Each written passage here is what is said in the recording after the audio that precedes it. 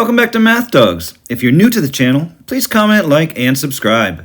If you have any questions, please comment down below.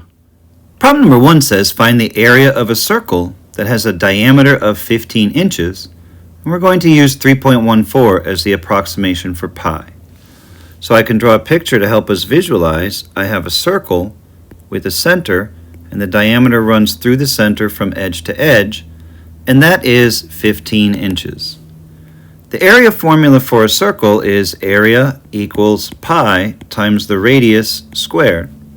Remember, the radius is the distance from the center to any outside edge, and so I'm going to have to take half of 15, or 15 divided by 2, and so I know that the radius would equal 7.5, or 7.5. Now I'm going to substitute. Area is equal to, the approximation we're going to use for pi is 3.14, times the radius of 7.5, and that's going to be squared. So the area would be equal to 3.14, and if you punch in a calculator 7.5 and square it, you will get 56.25.